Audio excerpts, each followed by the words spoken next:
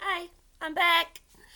Some of you may remember this book that I used to read quite a bit in class, Stories to Read Aloud. It's a little bit different to the other ones because it doesn't really have pictures or a lot of pictures. The book is quite a lot of just writing. So sometimes it's really good just to have a picture in your mind and make up the pictures yourself, I guess. So this one was quite a favourite. 8 hairy legs. Here we go. There was a spider in the bath. Jeremy James was sitting on the lavatory and he just happened to look sideways and downwards. And there was the spider. It wasn't one of those tiny tickly ones. He didn't mind those. No, it was one of those large leg spreading ones, black and hairy and shuddery, the sort that make your backbone run up and down your body. It's not easy to think about other things when there's a black spider sprawling less than 3 feet away from your bare legs. At any moment, it could come scrabbling up the bath and onto your foot, legs, tummy. Ah! Besides, when there's one spider, there could be other spiders. And then there's just no telling where they might crawl to. Jeremy James immediately felt a goose pimply tingle at the back of his neck and slapped it hard just to make sure the goose pimple didn't creep down onto his back as well. Then the thought occurred to him that if a spider got into the bath, another spider might get into the lavatory. That's the toilet. And then just think where that could creep to. He leapt off the seat and looked down into the pan. Nothing. He looked down into the bath again just in time to see the spider take a quick scuttly step towards the plug hole. And then it stopped still again, legs slightly bent, as if tense to do a mighty leap. If it leapt out of the bath, Jeremy James decided he would leap out of the bathroom. But what should he do if it stayed in the bath? Jeremy James remembered a spider that had once been hanging on his bedroom wall. He had known then that he'd never be able to sleep while it was there. So he'd taken his bedroom slipper and given the spider a whack. But the result had been a horrible mess. Half the spider had been squelched into the wall. Ew, gross. And then the other half had been squelched into the slipper. And Mummy had even had to come and wipe all the bits and pieces away with a wet cloth. Even then, Jeremy James hadn't slept very well because he kept on imagining spider legs running all over him. On another occasion, he'd called for Daddy and Daddy had arrived with a large sheet of newspaper. "Let's have a look then," Daddy had said. And with the newspaper spread wide, he had advanced on the spider and had suddenly jammed the paper against the wall and at great speed screwed it up into a big ball. "He won't trouble you any more," Daddy had said.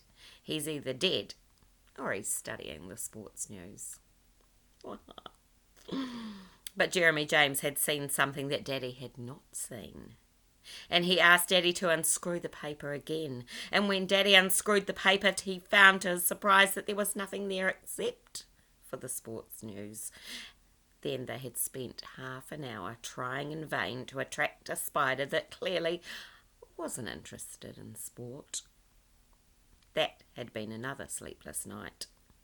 Well, at least this was morning, and the spider was in the bathroom and not the bedroom, but the problem was the same.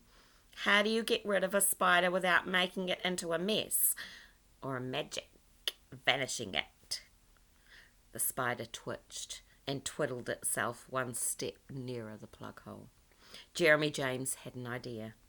Another few steps and it would be near enough for him to turn the tap on and to swoosh it away down the hole. No mess at all. In fact, as clean an end as you could wish for. "Move," said Jeremy James. "Go on, shoo! Quick, march!" The spider did not even slow march. Jeremy James stood and looked at the spider, and the spider stood and looked at Jeremy James. This was not going to be easy.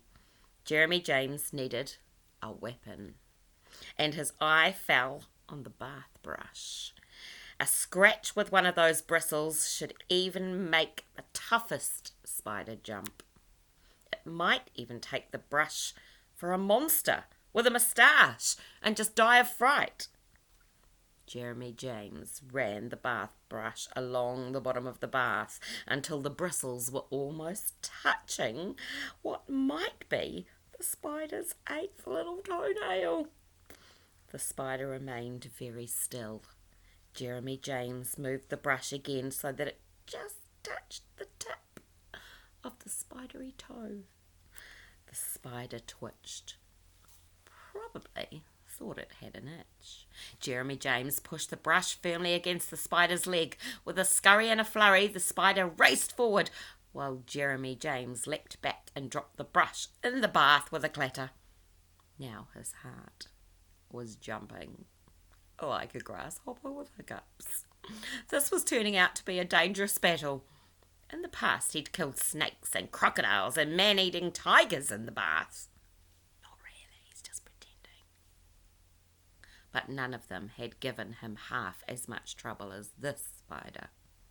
There it lurked, 8 legs spread wide apart, waiting to pounce and cover him with shivers, 2 inches away from the plug hole.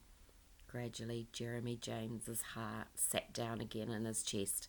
If he could just push the spider with the brush and then whoosh it with the tap, he could send it sailing down the 7 seas. On the other hand, it might grab hold of the brush and come racing over the bristles, handle, hand, arm. Heroes don't think about what might be. Heroes like Jeremy James leaned over the bath, picked up the brush, and with his eyes swivelling like tennis watches, he reached for the tap nearest the spider. Swoosh! Sweep! Down came the water and the brush, and as the spider struggled to swim up the bath, so Jeremy James pushed it down again. But the flow of water kept bringing the spider back up the bath again. Jeremy James turned the tap off and the water sucked the spider down towards the hole. Down you go, said Jeremy James, and with 8 despairing waves and a loud gurgle, the spider disappeared from view. Down you go! Brush in hand, Jeremy James stood triumphant. Jeremy James, came Mummy's voice from the landing. Haven't you finished in there? I've just been killing a spider, said Jeremy James. It was a huge spider, said Jeremy James, and it nearly killed me. But Mummy didn't even seem interested. Perhaps she might have been more interested if the spider had killed Jeremy James. Then she might have wished that she'd thought more about spiders and less about baths and the twins. Jeremy James sat down on the lavatory again. Remember, that's the toilet. His legs were dangling and his lips were pouting. What's the use of being a hero if nobody was even interested? He glanced sadly down at the scene of his heroism, and his glance got stuck into a long and disbelieving stare. There, on the edge of the plug hole, looking a little damp and dazed and drippy, was the ghost of the drowned spider. Jeremy James leapt off the lavatory as if it had been a pincushion. Mummy! He cried. What is it? Asked Mummy from one of the bedrooms. There's a spider in the bath, cried Jeremy James. I thought you'd killed it, said Mummy, now on the landing. There is just a couple of pictures, but they're just little spiders. I hope you're getting that picture in your mind. Jeremy James unlocked the bathroom door and Mummy came in. Ugh! "What a monster!" she cried. "I did kill it," said Jeremy James, "but it must have unkilled itself." "Well, this is what to do with spiders," said Mummy.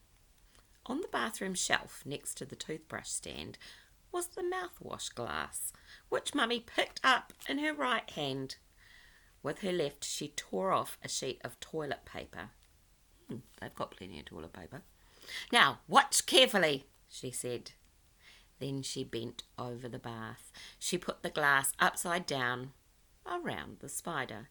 She slid the sheet of paper under the glass and under the spider, turned the glass the right way up, and plop! There was the spider sitting in the bottom of the glass. "He doesn't look quite so big now, does he?" said Mummy, holding the glass so Jeremy James could see. In fact, the spider seemed quite small and a bit silly, sitting there looking out at Jeremy James looking in. "What shall we do with him?" asked Mummy. "Can we throw him out of the window?" suggested Jeremy James. "Good idea," she said. She opened the window and leaned out, and with a flick of her wrist sent the spider diving down to the lawn below.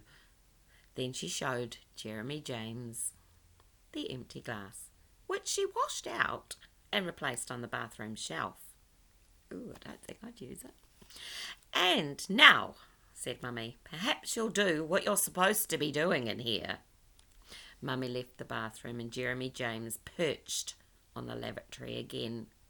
It was amazing how simple things were when Mummy did them. He looked all around the bathroom, hoping to see another spider so that he could do the trick with the glass and the paper, but there wasn't another spider to be seen. There was just one thing about Mummy's trick that slightly worried Jeremy James. It was nothing very important, but when a little later he cleaned his teeth, he rinsed his mouth with water, straight from the tap. He didn't really need a glass for that anyway. That's the end of that. That was quite a long one, so this one's going to take a bit of a while to upload. They seem to take twice as long as me reading them. But anyway, keep continuing. Have a great day. I miss you all. See you, bye. Oh, Mā te atua e manaaki. God bless.